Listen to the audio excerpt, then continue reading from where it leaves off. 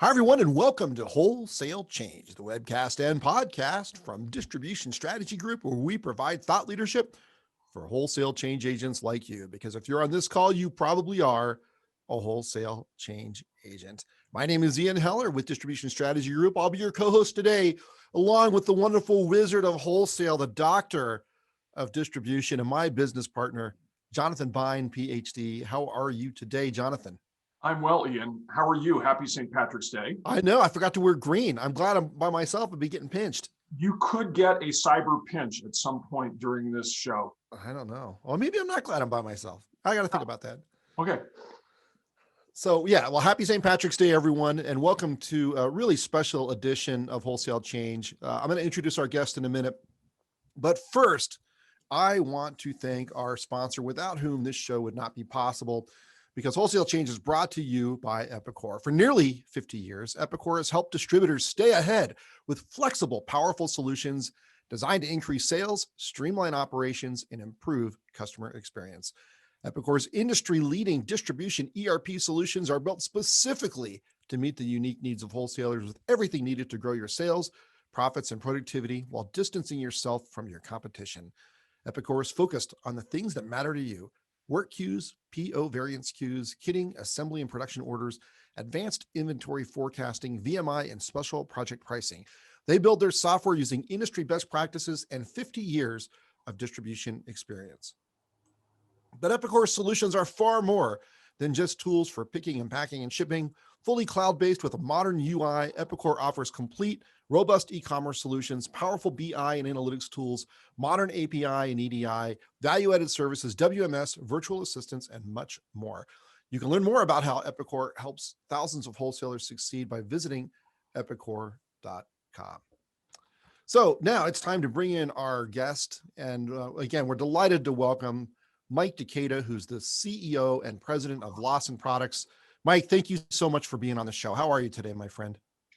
Ian, very well. Thank you. And Jonathan, thank you very much. Looking forward to being with you today and having an interesting discussion. Yeah, we're gonna have a good time, and people are gonna learn a lot. I don't think people know the Lawson story, and I can't wait to help you tell it because it's just as impressive as heck. I thought real quickly, Mike, we'd go through your background, starting at the bottom of this screen. I know you went to Clarkson University. Now they have an industrial distribution program. Did you take any classes in that, or were you just strictly a mechanical engineer? You know, in retrospect, I wish I had been an industrial distribution major, but I was in fact a mechanical engineer. Right. And loved engineering. Was never actually a practicing engineer, but Right. to this day love engineering and science. Right. And I will say it was an incredible education, useful to me every day, in every role I've had. And you went from there to GE. You were there for a long time. About 18 years, all over the company: power systems, plastics, semiconductor, robotics, sometime at GE Capital. I was there 18 years, but because GE was so diverse and so big, it was almost like I had worked for 5 or 6 different companies. I mean, Right. Semiconductor and plastics don't have too much in common except culture and process. Yeah. Which again comes in very handy today in my current role. Yeah, no, I agree. I was only there a short period of time, but I had the same kind of experience. It makes a big impression on you. You learn a lot. And then you worked at Grainger. So I figured out we've known each other for almost 24 years now. That's hard to believe. Now, we only worked together for about a year, but apparently I set you off on a really good path because you've done well since. You did, in fact. And I will say that, some people just have chemistry. And oh, yeah. We did. And you come across people every once in a while and it just clicks and you stay together for a very, very long time. But, well, Grainger was really the place. Was that a correlation or causation comment? I'm not sure. There's no causation there, man. I tell you, Mike's been a star from the day I met him. And but you led. This was probably the biggest region in Grainger, one of them, wasn't it? It was interesting because of the density, the population density. It was physically the smallest region, from about Buffalo down to the border of Texas and everything east of there. But smallest geography, but largest population, and equal to the Midwestern region, which another close friend and associate ran. And the Western region was geographically huge, right, but smaller in business because there was a lot of mountains and fields and woods out west. but you managed about $1.5 billion in sales, 152 locations and 2,000 people. So, I mean, that's a bigger distribution firm than most by far. So that must have been really good practice for your later positions. It was, and it was really Grainger that sunk the hook in me about a love of distribution. Prior to Grainger, I had been a technology person, state-of-the-art semiconductors, plastics, robotics, real leading edge technology in the truest sense. And it was really Grainger that convinced me to love distribution. And I've never looked back. I absolutely love all aspects of distribution, and amazed at how broadly distribution touches all of our lives. And now I'm on the board of directors of the National Association of Wholesale Distributors, an organization which represents all of us in distribution. Yeah.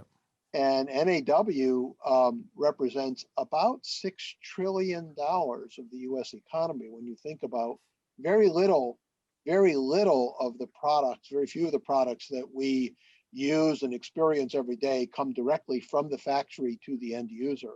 There's almost always a distributor in between somewhere aggregating and adding value. So NAW has been also a part of my journey into distribution. Yeah, it's like 30% of the economy, right? Flows Yep. through distribution. Yep. It's an enormous sector.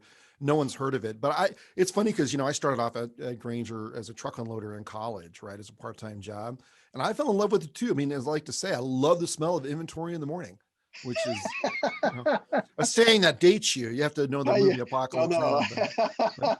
Now. And then from there you went to United Rentals. So you ran fleet operations, which is interesting because that asset leasing is an interesting business. I don't know if you were into GE, but price and utilization move together. So it can be wicked in terms of its cyclicality. Absolutely. Right. And it was really at United Rentals, beside running the distribution business for United Rentals, but the idea of time utilization was so critical, and that's now central to what we do at Lawson. Is keeping the machines up and running is critical. United Rentals branch managers focus on really two things: time utilization of the fleet and rental rate. How much do I charge per day or per week? Those two together summarizes what United Rentals does: time utilization of assets and the rate at which we charge for the assets. And that idea of time utilization is really central to what we do at Lawson. Bearing in mind that at Lawson, our average piece price is 94 cents. And you don't want a 94-cent part shutting down your $400,000 John Deere excavator or your injection molding machine that your customer's depending on production from that machine. Right. So time is everything for us. Yeah. Right. Okay. Got it. And then you were on the board of directors at Crescent Electric for a while. Yes. Yep. And well, I think that was while I was a consultant there. It was. That's right. So we worked together at Grainger, and then I consulted for you at United Rentals, and then again at Crescent Electric Supply. So there's an argument here that in some ways you just don't learn your lesson. And if you remember, we worked together when you built a strategy for us at United Rentals. I know. To build the distribution business at United Rentals, which grew tremendously, in large part because of the strategy you built for us. You're too kind. That was all your leadership. And then you went to Chef's Warehouse. So this is a specialty food distributor, $300 million. And then it was family held, right? That one? It was family held, but also we had an investor, Bear Stearns. So interestingly, during that time, this is where your paradigms can get you in trouble. When I was joining the Chef's Warehouse, I thought about how strong the Chef's Warehouse was and the challenge I was taking on. But I never for a second considered the future of Bear Stearns. I mean, Bear Stearns was an 85-year-old or 83-year-old company, like General Electric, rock solid company. I never for a second thought that Bear Stearns would go away. I was worried about, the job I was taking on. In the end, that worked out beautifully too. But sometimes unexpected things happen and you're looking in the wrong direction, and your paradigms can sometimes get you in trouble. Yeah. Did that cause problems for you when Bear Stearns went under? No, it really didn't. The firm that the spinoff from the private equity arm of Bear Stearns Merchant Banking, continued as it had before, and Okay, really got it. nothing changed. All But right. was still an interesting reminder that sometimes you think that are rock solid do change. Yeah. Now you went from there to PE roles, and I mean, so for a person who's been a longtime operator, and there must be certain advantages when you're going into a PE role. But did you miss being in an operating role? I mean, I assume you did because you went back to it. I did, and I love being an operator, Yeah. and I have the greatest respect for financial engineers, and Yeah. I've come to appreciate with our one of our largest investors, key partners, Luther King Capital Management. They've done an incredible job in helping me think through the financial engineering and the use of the balance sheet in a broad set of variables that prior to I hadn't really. They are the yardstick that we all use to measure success, Right. but they can be far more than the yardstick. They can be a tool, not just recording history of how well you're doing, but they can be a tool for enhancing the future. And it's through Luther King Capital and Headwater that I've come to really appreciate that reality of using finance and financial engineering as a vehicle, as another tool in the quiver, arrow in the quiver. And Yeah. for our audience to know, Luther King is one of, if not the premier private equity investor and distributors. Is that close to a fair statement? Yeah, they have been in the distribution space for a very long time, incredibly successful. Today, have a great many holdings in distribution. They bring a body of knowledge that's tremendously valuable to people they invest in. Now, we're public. They also have a private equity arm who is deeply involved in distribution, but they bring such a robust depth of knowledge and a strong team that everybody associated with them is enhanced by the knowledge sharing, transfer of knowledge, sharing of best practices. So it's been a really wonderful partner, and they've been a wonderful investor in us. And they started investing in us, I think it was about mid 2013, right after I joined the company, and have incrementally invested more and more, and been just a tremendous partner. Yeah, well, we're going to show why they invested more and more in a minute. But yeah, my experience with PE groups has been all over the place. But I remember when I was at HD Supply, we were owned in equal thirds by Carlisle, CD&R, and Bein. Sure. Yep. And you know, I don't know what everyone else's experience was with them, but I learned a ton. They were very helpful. I mean, they were truly advisors, and you know, so they. I mean, there's pressure to get the return, but you get that regardless of who the shareholders are. But they were very helpful to me, and I think that is with when you get these sophisticated PE groups that are, you know, they really want to build great companies and not just, you know, slash and burn and turn. They can really add a lot of value. And to your point, I think they are sort of divided into two groups: PE Right. groups that are building and aggregating and adding tremendous value, Right. and others who are just building portfolio of standalone companies. Right. We're fortunate to be with a group that is building and adding value and enhancing, rather than just managing a portfolio of separate companies. Right. Okay. And then you joined Lawson in 2012 as president and CEO, joined the board in 2013. Sure. And I got to show the audience this slide that I put together. I know you didn't really want us to talk about this, but I can't help it.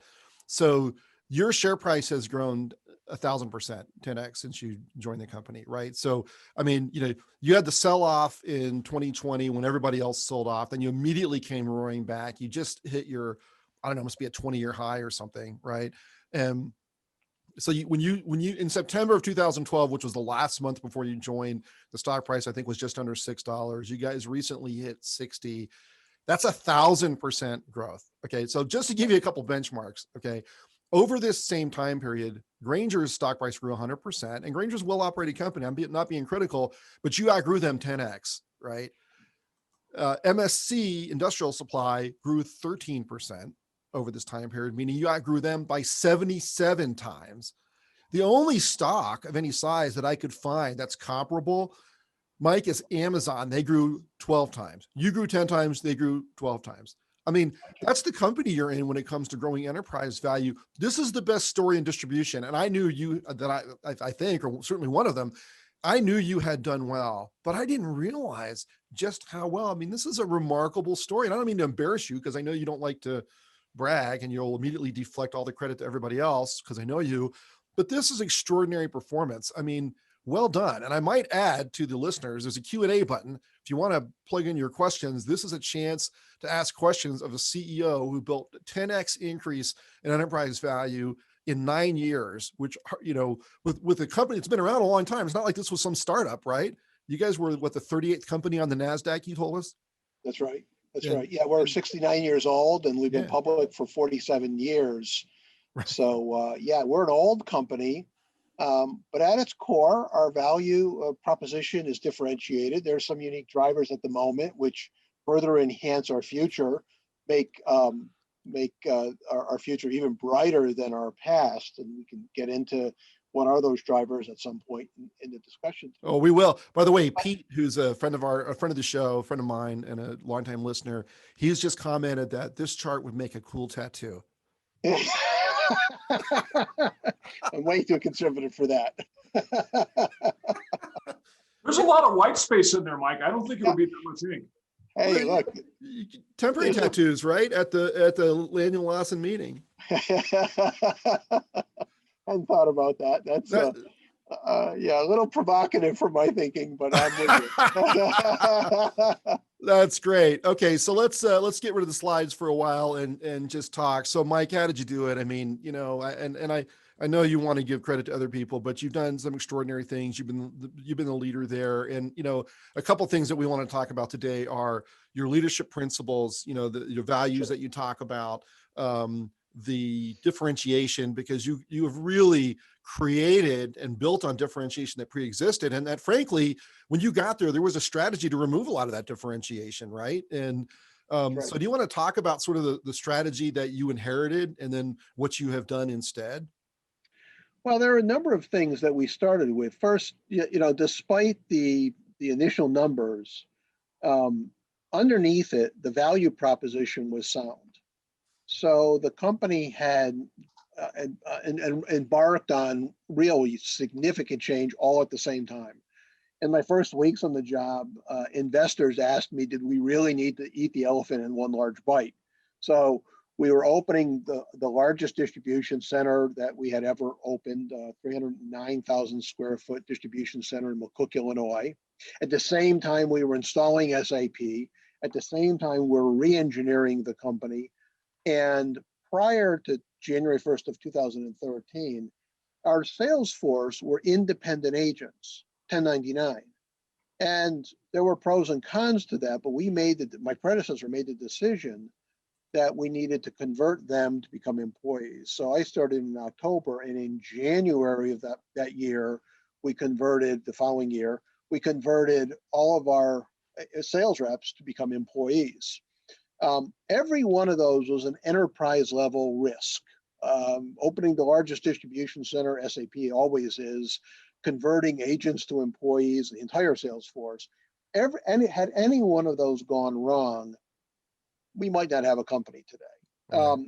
But underneath all of that, I knew that there was a differentiated value proposition that customers would pay for and would continue to value increasingly. And it was differentiated from everybody else in the space. So that's the reason I was excited to join the company. And that's kind of where we started. Sort of, we think about three phases of where the company, what the strategy we put in place. First, we built, rebuilt, and optimized infrastructure, completed the distribution centers, sold off inefficient buildings, sold off a non-core business in Alabama, finished the technology infrastructure. You don't ever actually finish, but SAP was up and running and successful, and a number of other activities. After phase one, which was really a phase around infrastructure, we started several years later, focused on process.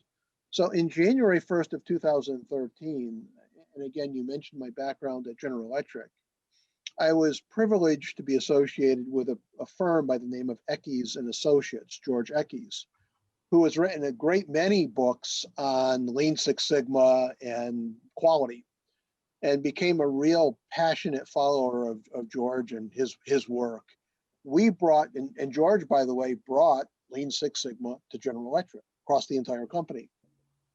So George and I had been friends, and we brought George Eckes and Eckes and Associates to the company in January of 13, first to the small group of executives and senior leaders.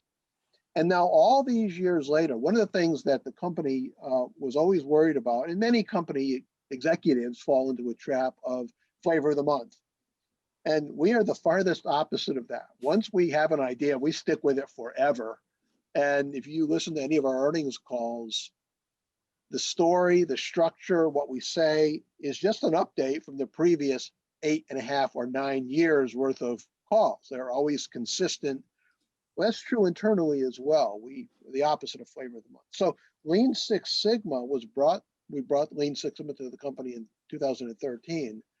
And today it is an active part. We have project work going on. We've re-engineered all the processes of the business. That was in the middle phase.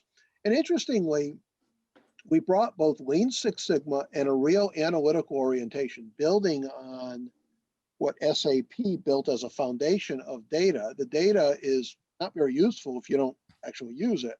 So taking that data in a really pragmatic, down-to-earth way and making it available for different people and organizations and levels within the company, really pragmatically. I was kidding that my finance teammates love tabular data. Salespeople do not respond to tabular data. They want pretty charts and graphs and colors. Well, that's me also. I like charts and graphs and pictures and tabular data. So as we brought Lean Six Sigma and process mapped 37 of the primary processes that operate the company and started looking at how to optimize those, we also brought an analytical orientation. So for the last 9 years, the leadership team gets together 3 days a week, albeit different in COVID days, but we'll get back to Monday, Wednesday, and Friday at 8 o'clock. And we review about 141 variables every day, every other day, Monday, Wednesday, Friday. And those variables are everything about sales, operations, margins, sales rep count, back orders, inventory in the DCs, line hours picked, line hours worked in the DCs.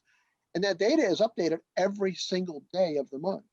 So every day, with the exception of a plug number, which is fixed costs, we have a comprehensive P&L statement every single day in the company. So that kind of orientation was not a project, but we just evolved. And now we look at that data. We have looked at those same 141 variables all the time. So it's not a heavy lift to look at it. We're trained to look at key variables. So that was phase 2. Phase 3 has really been about growth.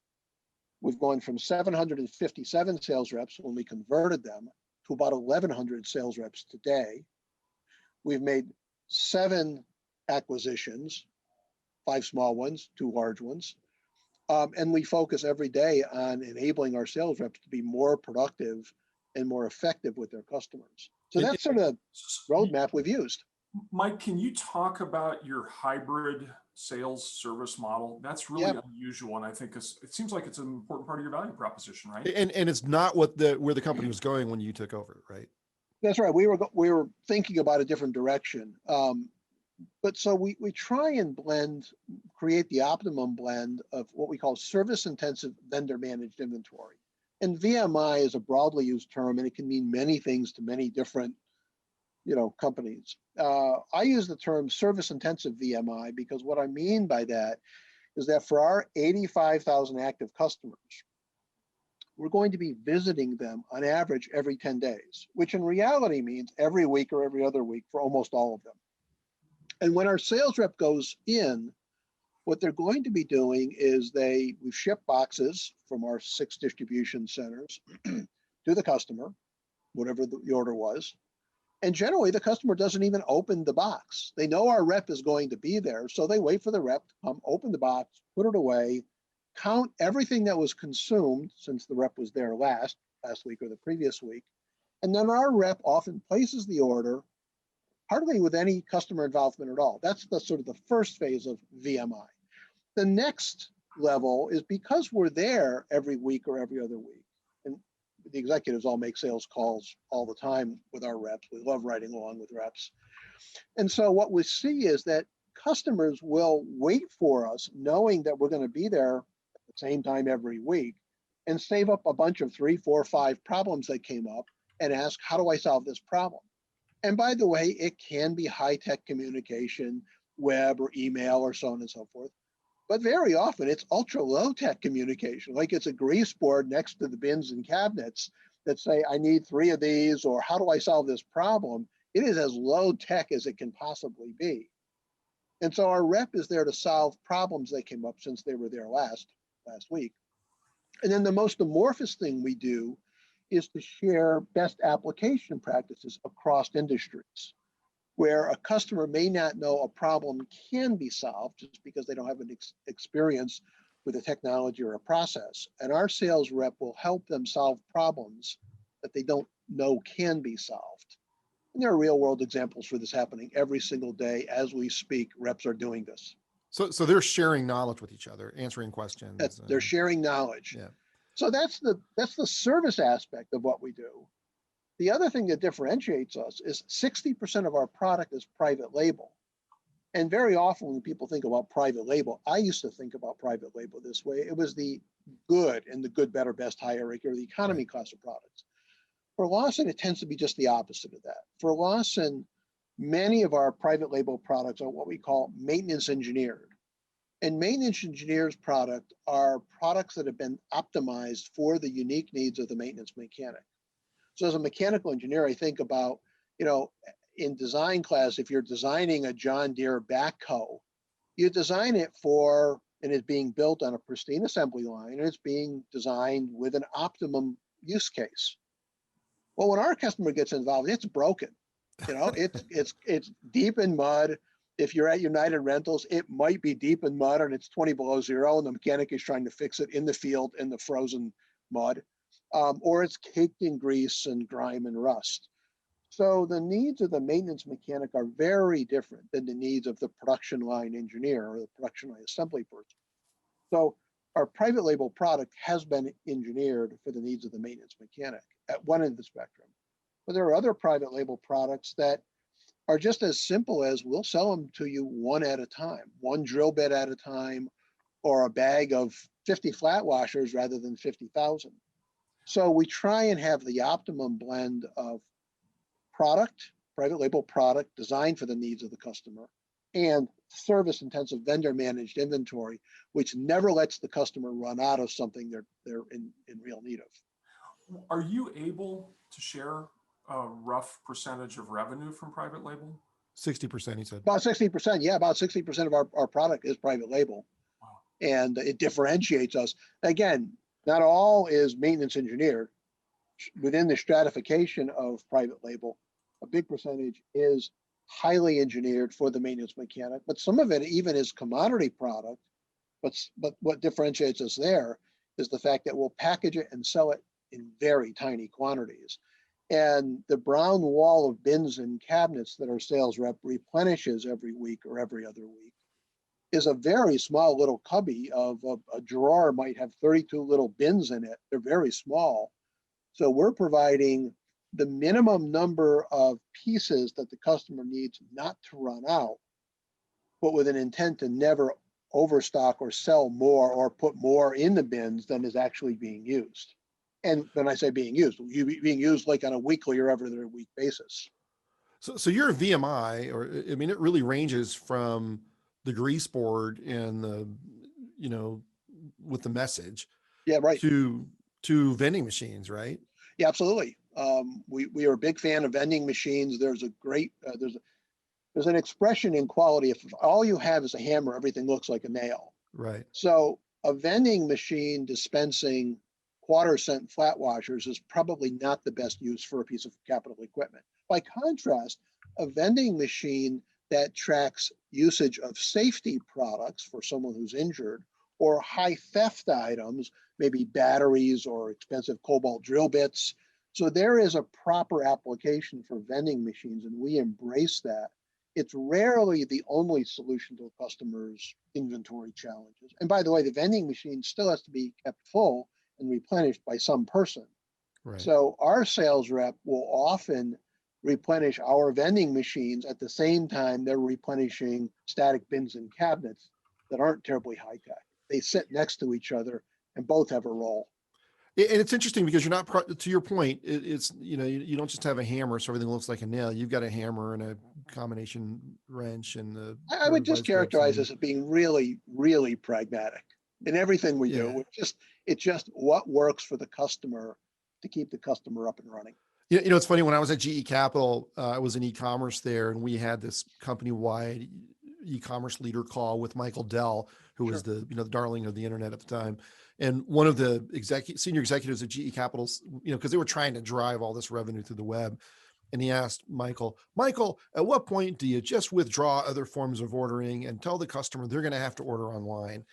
And he laughed. He started laughing and he said, I would never do that.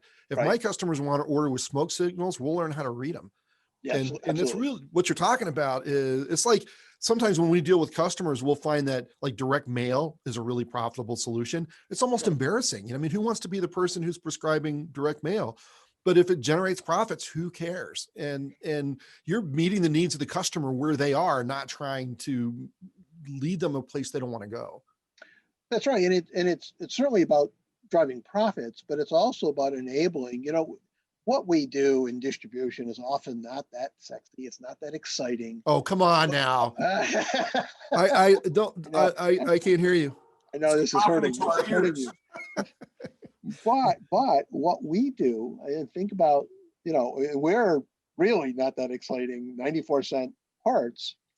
But if the 94-cent part keeps your machine up and running, and as we talk about our employees and our culture, I always remind people you're enabling 85,000 customers, their kids to go to college and their ability to pay their mortgage, not just us, but you're enabling 85,000 customers and tens of billions of dollars of their enterprise value to be enhanced by keeping them up and running in doing what you do and keeping them productive. So there's far more that we're doing in distribution than the 94-cent component we're selling. We're enabling a much bigger thing with much bigger leverage. And it's important, I think, the culture, you want to know that you're adding value to society. You're doing something that matters. Sure. And sometimes in distribution, you're a couple of steps removed from the effect. But what we do all of us in distribution has a huge overhang effect on greater society. And it's extremely important what we do. Yeah, well, you're keeping your customers running, right? And they're keeping their customers operating. Actually, we have another humorous comment. This is from Lisa. She says, it's truly fascinating, like fastener. It's truly fascinating. So I think our audience is largely high today, but because we're holding the world together. I mean, this is great. Normally we get financial questions. Today we're getting some really good humor, Mike. And and you're saying that distribution. Disclosure on Lisa. She publishes a magazine related to fasteners. Oh, man. Okay. Oh, yeah. Well, she's still right. She's still right. Now, you've mentioned to me before George Eckes. I guess he lives out here in Boulder, so he does, right? From us. Did you hire him there, or did you just use your background from GE to apply what you learned from him? Both, but we hired him as a consultant for 4 years. And okay. And it got a unique approach to teaching Lean Six Sigma, and it was really about year-long projects. They call them waves. First step was re-engineering. There's George. Re-engineering or process mapping the entire company and looking at opportunities for removing non-value-added work, non-value-added activities. But I will say candidly, George is probably the best teacher I've ever had. And he was the best teacher any of us had at General Electric when he was teaching GE Lean Six Sigma. And our entire team comes back. I'm so excited about the Lawson team, the Lawson culture.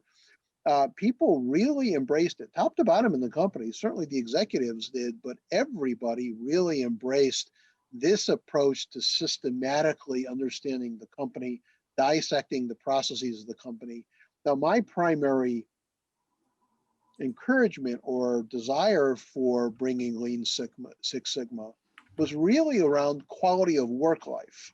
Hmm. It was not primarily around improving customer service, though that was a component. It was certainly not around cost cutting, though that was an effect as well. But the primary driver for me in communicating inside the company was quality of work life. And when I was talking about that, what I really meant with our employees was, no one feels good about spending half of your day reworking something that got to your desk incorrectly. And you Right. had to redo the work before you could actually do your part of the job. So by stripping away all that non-value added activity, everybody was able to focus on their actual job and add value in their job rather than repeating or reworking something that didn't get to them in the first place. By the way, a secondary metric that came out of it certainly was quality of work life, but it was also stripping away the non-value added work. And as a result, our G&A headcount has gone down every year from 2012 through the end of 19. Now, it also stepped down in COVID for COVID related reasons. Sure.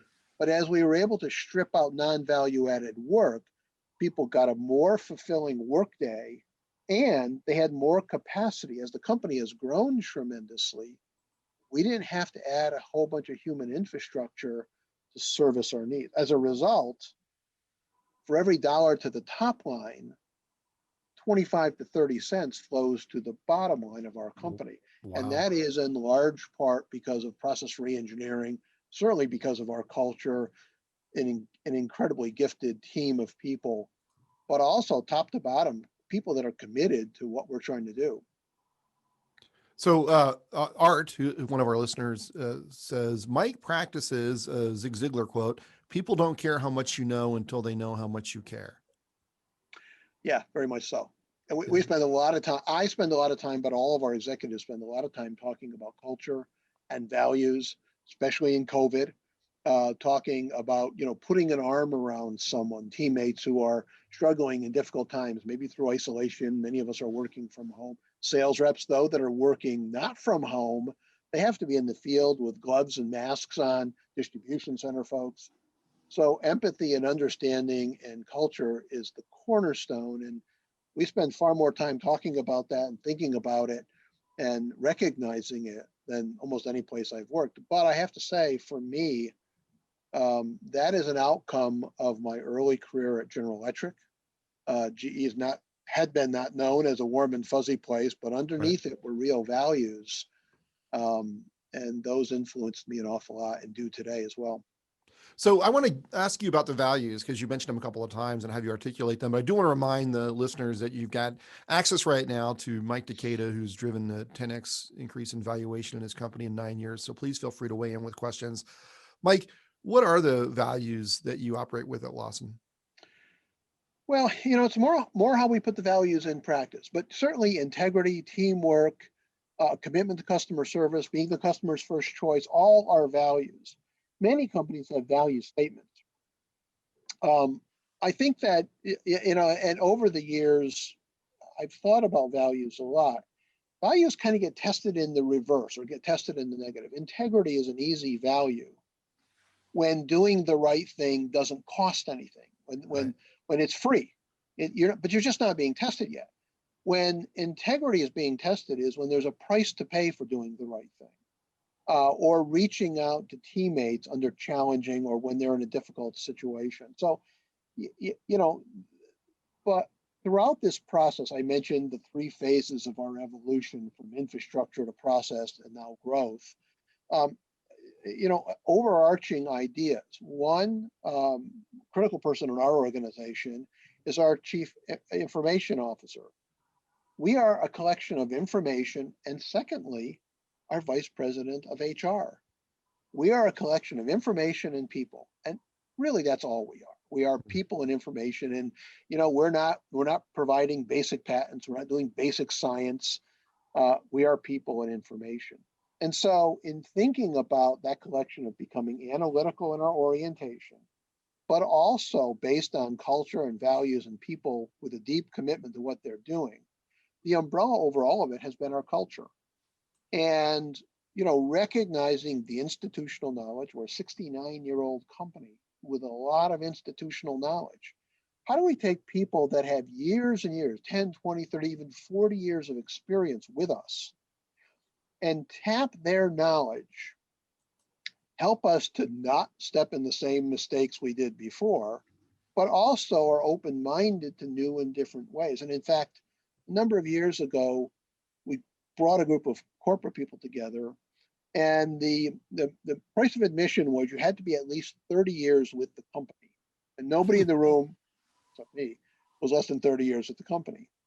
And one of the things that I said to the audience there was that, the people with that much tenure in the company had both a unique responsibility, but I also had a burden most of us didn't have. The responsibility was, don't let us make the same mistake you made 15 years ago. The burden was the challenge of being open-minded about new technologies, the world changes, people change, culture changes. So finding the balance. The newcomers to the company neither knew the mistakes, Right. but they also didn't have the burden of the mistakes. So the people with a lot of years of experience are important to us while we blend new and innovative people that we've brought from outside the company.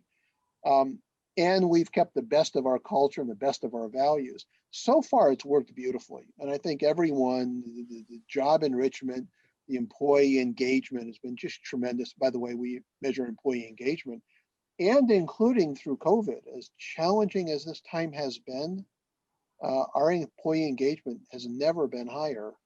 And we feel great about where we are as a company, even in the middle of this COVID challenge.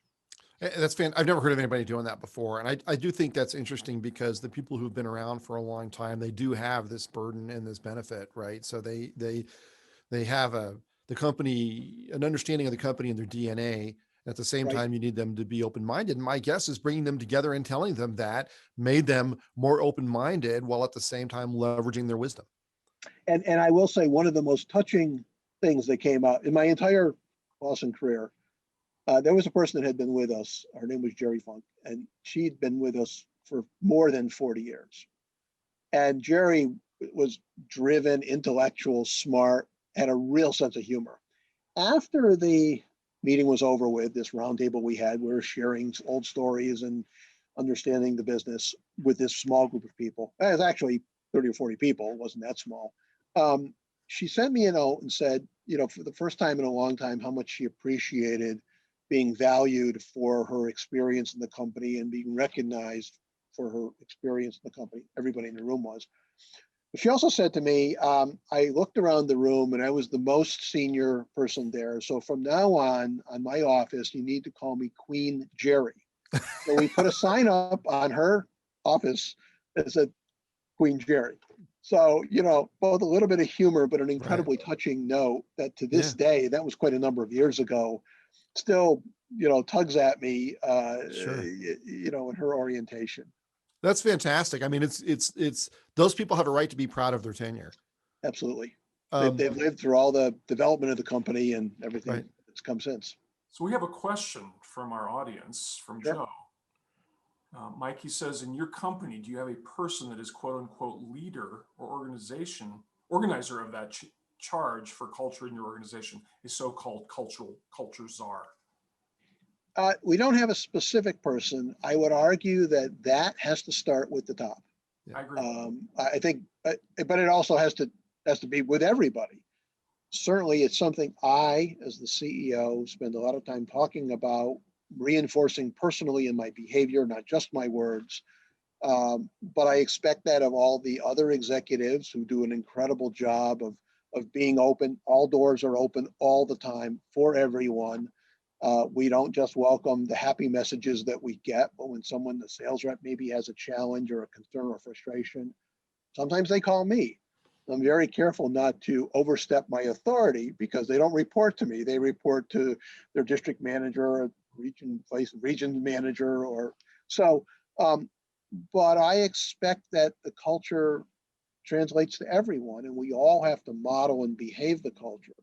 But I will say, if the senior executives aren't not only talking about it, but talking about it and demonstrating it every single day, it's only hollow words. And I would argue the culture goes in a different direction, or there isn't a uniform culture.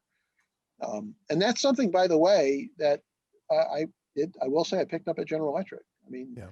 you know, you could go from GE Plastics to GE Semiconductor to GE Motors, and all those businesses had very little in common. They did have a culture that ran through them, and you could almost always tell you were talking to a GE person, Right. regardless of, even if you didn't know who they were or where they were from. Usually you could tell because of the language they used and how they acted. Yeah, that was my experience too. We have another question. This is from Art. Do you use dashboards with your sales reps? And if We do. so, what do you measure and how often? Yeah, really, again, this is the pragmatic translation of lots and lots of robust data into pictures and forms. We look at, we ask our sales reps to open up new accounts. We ask them to more fully service their existing accounts and penetrate more broadly in the existing accounts. So there's retention, penetration. We give them pragmatic data, and they get that data regularly. We use heat maps so that if you're at a construction equipment rental branch, and we have a lot of those that we service across many customers, and everybody in the industry is using 6 of our product categories. We have 12 distinct broad product categories. But you happen to be in a branch that's only using 3 of the 6, then the obvious place for you to go, because of the weight of evidence from everybody else in the industry across multiple companies, is using the other 3 product categories. Well, that's the place to use to walk in and communicate to the customer how everyone else in the industry has found value in these other 3 categories. So yeah, it's a combination of share of wallet, opening new accounts, retaining accounts, all processes that we use. Also, if for some reason we have a situation where a customer isn't getting called on for some reason, we remind the rep that they've forgotten to call on a customer or something, what's going on, because we haven't received an order from this customer in 2 weeks. Is something going on? Are they on shutdown? Are they on vacation? So yeah, we use a lot of dashboards in a really, again, robust, but I keep saying pragmatic way. It's not filled with tons and tons of data they don't use. Right. It's data the sales rep wants to see and can readily understand. It sounds like your process has filtered out what's useful and what's not in terms of these metrics. Yes, that's the intent, and it's evolved. I mean, we started sending lots and lots of data of certain kinds that wasn't very useful, and it evolved into some stuff that was more useful. And then we continue to refine out the non-value added information and add more and more of the information sales reps and district sales managers actually value. Back to the culture side of things, we had a question from Lisa who says, do you have a program for harvesting the knowledge and expertise of senior employees for the training of the new workforce? We do. Long before COVID, we were early adopters to a technology, Microsoft Teams, MS Teams. And what we built was it's interesting, I tried to solve this problem at General Electric in, I think, 1986, unsuccessfully. But what we've created through MS Teams, again, long before COVID, 3 or 4 years before COVID, we set up knowledge sharing platforms, communities. We have an automotive community. We have a women's affinity group. We have a community called Thread, like nuts and bolts, Thread engagement, chemicals community. And all of our sales reps are in these communities. And so today, and for the last 4 or 5 years, and it certainly has evolved, sales reps can ask a question, highly technical, shorthand, sales language, into the community, and one of their 1,000 teammates is going to answer that question within minutes. I also participate in the community every week. I go in and read the comments, write a comment, try and continue to encourage, thank people for participating. So that's a form of amorphous knowledge sharing, and I call it just-in-time knowledge. What we really initially wanted to get to was to get all sales reps participating. But then after all sales reps were participating, then the new metric became from the cycle time, from when a question is asked, how many minutes does it take to get it answered? And if you have all 1,000 people proactively involved in Q&A, the cycle time can get really compressed. So it's like having 1,000 people in the car with me at all times. All of my teammates are available to me at all times. What is the cycle time? It's all over the map. Depends on the nature of the question. It can Okay. be minutes. It Right. can be minutes where a highly technical question is asked, and some of them are crazy questions. Right. You know, that if we needed a team of corporate people to answer these technical questions, we'd have to have hundreds of people. Couldn't afford Right. it. Right. But with sales reps that range from weeks on the job to 40 years on the job, there's an incredible knowledge base available. So when I see a very short cycle time, I usually comment on those, because now it's moved from just participation to how quickly can I ask a question and get an answer. And if I Right. can get it near real time, then whatever problem a customer has can be answered very, very quickly. Yeah, it's That's like the it's gone. goal, is real-time knowledge. Oh, sorry. Yeah, it's like it's gone from participation to engagement, right? Very much so. Very much. Now, the other thing that's happened, and this really has taken off during COVID, it was accelerating prior to that, but really has taken off, is distance learning.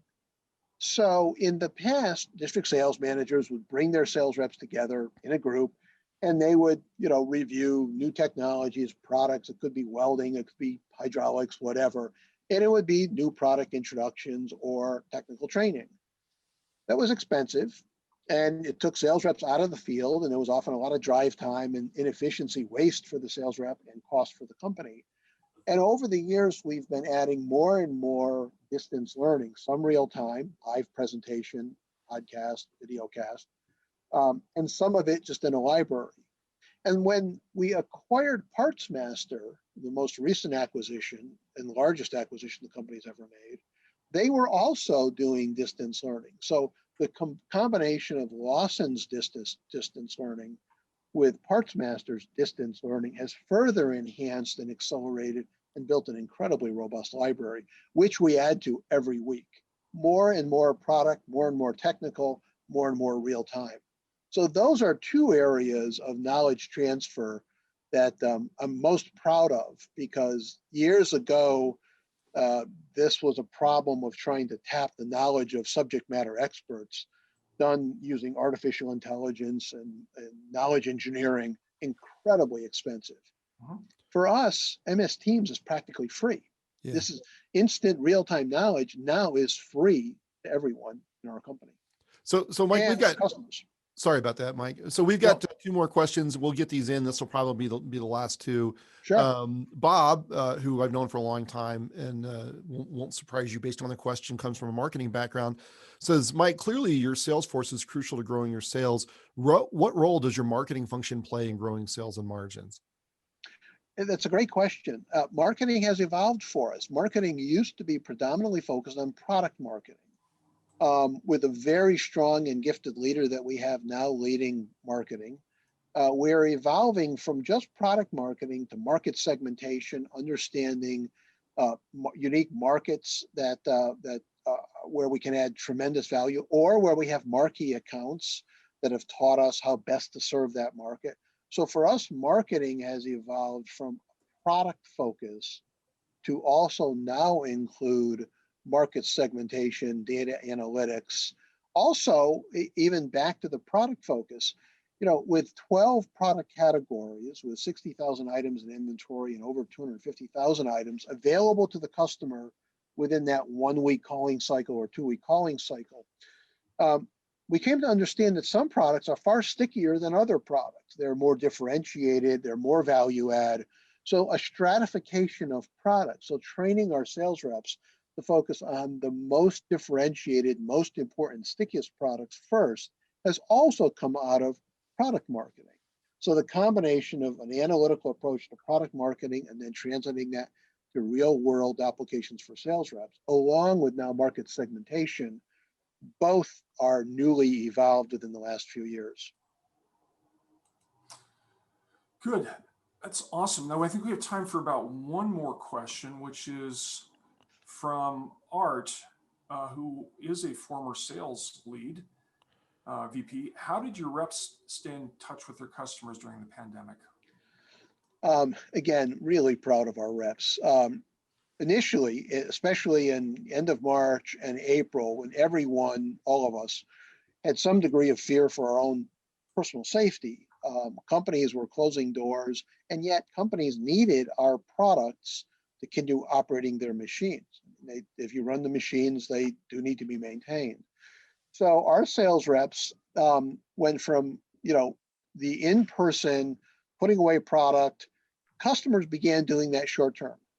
But something as low tech as the telephone, what we often overlooked, what I overlooked in management, was that at the same time our sales reps are visiting customers every week or every other week, they were often on the phone with their customers 4 times a week during the days. Wow. And so there was an ongoing telephone communication or internet communication, email communication with customers. Now, email, the web can't provide the labor that a rep can actually provide. But in late March, April, and in May, as things started to settle down into a new steady state, our sales reps reverted to pretty old basic technology. By the way, they also met customers in parking lots. They really innovated and across the spectrum. And I believe that this COVID test has further differentiated us in the eyes of our customers because our reps knew how much our customers depended on us and found whatever way necessary to continue the service to our customers, including unloading stuff out of the back of the car and giving it to a customer so they can keep their machines operating. I think we built tremendous customer loyalty. By the way, that's an area that we focused on. And over the years, we've moved from about 88% revenue retention up to a high of about 92% revenue retention. So when we have customers, they stay sticky with us. Wow. And even in COVID, the retention was extraordinarily high. And I believe coming out of this challenge, our role in the eyes of the customer will be even enhanced from where it was before. Yeah, I mean, all the analysts are just bullish on you. And so we need to wrap up. I guess one last comment I want to make, Mike, is that, back in 2012, a lot of broadline MRO distributors were closing branches, firing sales reps, trying to become more digital. And in the process, we're just becoming more Amazon-like, which really puts you in the bullseye for that company. Yeah. And you were adding to your sales force, training them, increasing the ways that they can add value, while at the same time building a great digital platform. So Right. you've really accomplished something unusual in that you're a great operator, but you also have built a great strategy. And I find that most distribution CEOs tend to be great operators, less good as strategists. And so, kudos to you. You've done a remarkable job.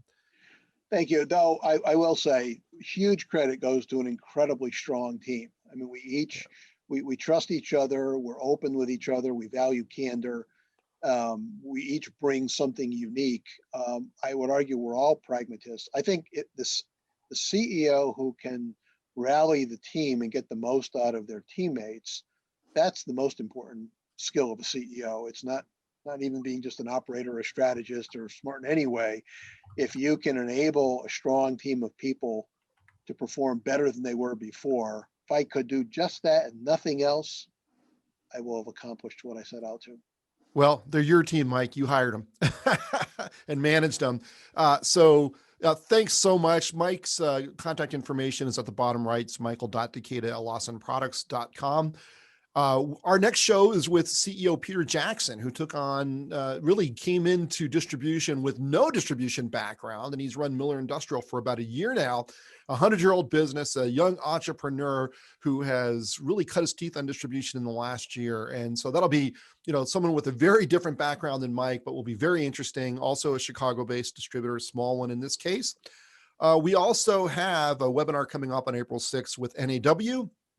We love NAW too, Mike. We partner with them regularly, and we're developing a marketplace strategy. It's a prescriptive piece on how distributors should pursue their marketplace strategy. So I hope you will join us for that and for our next show on Wholesale Change. Mike, it's really been a pleasure. Thank you so much for making time. We could have easily gone another hour or even two to get into the details of some of the other ways that you've succeeded. Tremendous job at Lawson Products. And it's great to see you and hope we get to talk to you again soon. Thank you, Ian. Thank you, Jonathan. All right. Thanks, everyone. Thanks for listening. And we'll see you in a couple of weeks on Wholesale Change. Bye now.